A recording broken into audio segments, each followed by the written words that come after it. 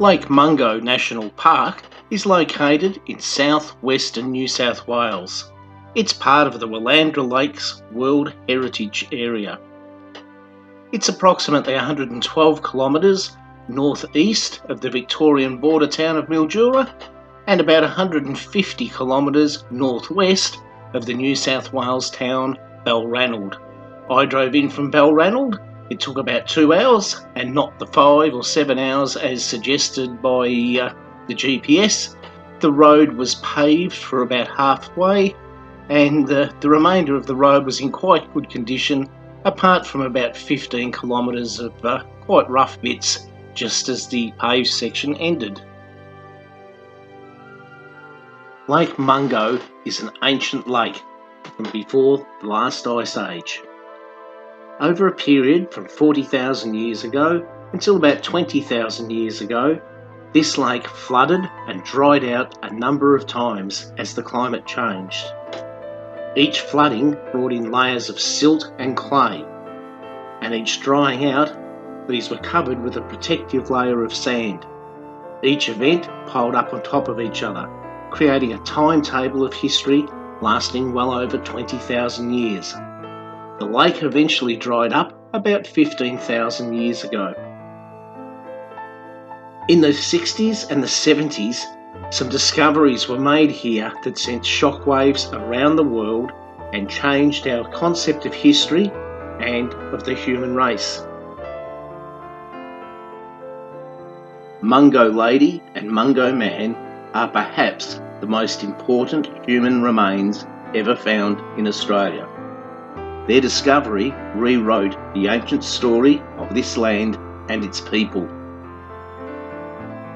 These 42,000-year-old ritual burials are some of the oldest remains of modern humans, Homo sapiens, yet found outside of Africa.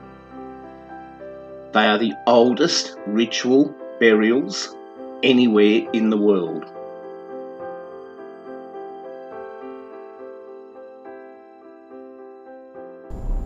Early next morning, I set out across the dry lake bed on the start of the 70-kilometre self-drive tour of the national park. The first stop is the Walls of China. It's the large sand dune that cradles the eastern side of the lake. It's shaped like a crescent moon and therefore given the name the Lunette.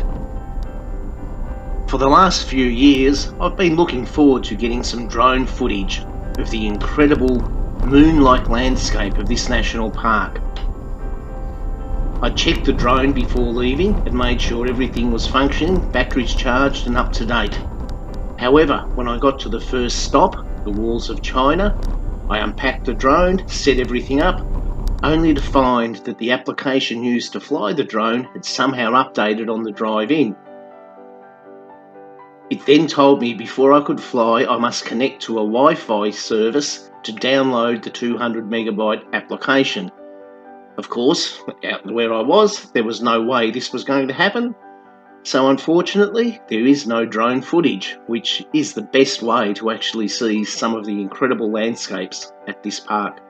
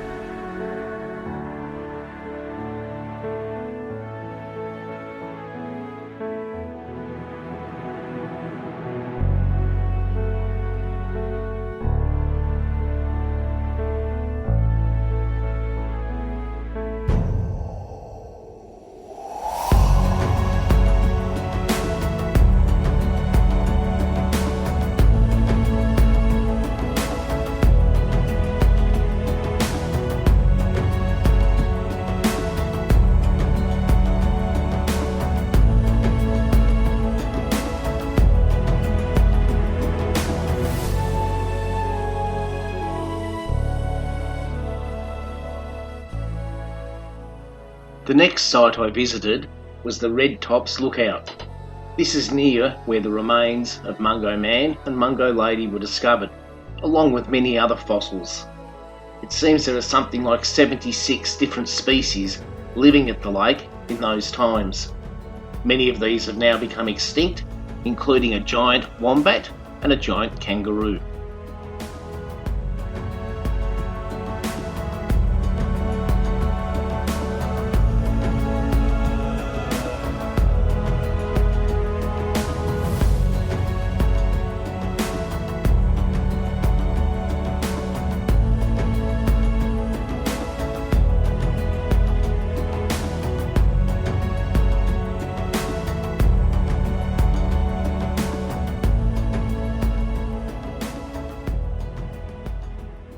To protect these delicate formations, walkways and viewing platforms have been constructed, and it's forbidden to leave these or the roadway to avoid any damage.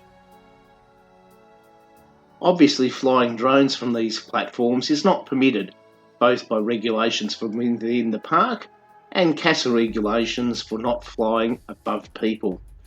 Despite this, there are still some morons who choose to do this, which will ultimately lead to them being banned completely. Many people buy these drones as toys and not photographic tools.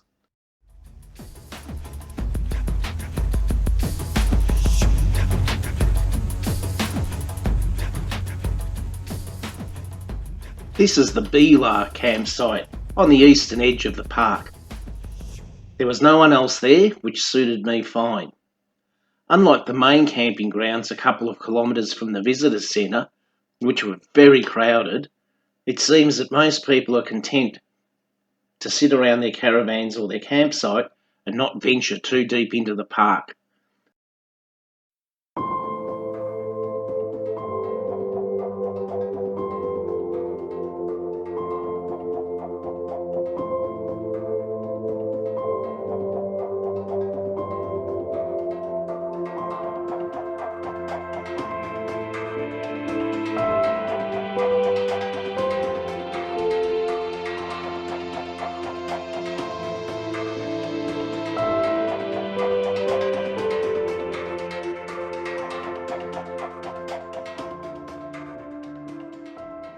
This is known as Vigar's Well. It was a natural soak that was excavated out as a permanent watering source for Cobb & Co coaches and drays going past the area.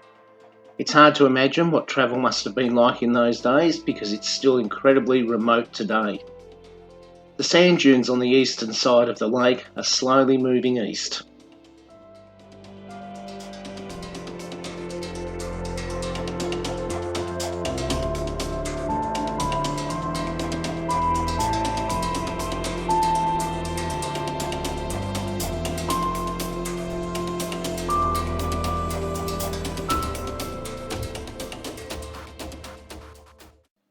This is all that remains of old Zanzi Station.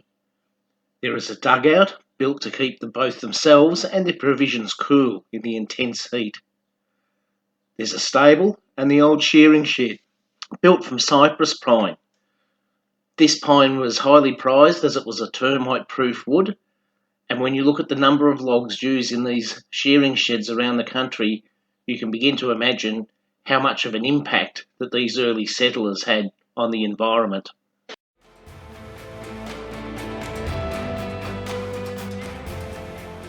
The completion of the self-drive tour brings you back to the Mungo Visitors Centre and the old Mungo wool shed. The Visitors Centre does have accommodation and excellent facilities, including showers and a very informative information centre. The old wool shed was built in 1869 and in the 1950s was the social centre for the district. It held many dances for 21sts, weddings and other social events. It's built from local hand-cut cypress pine.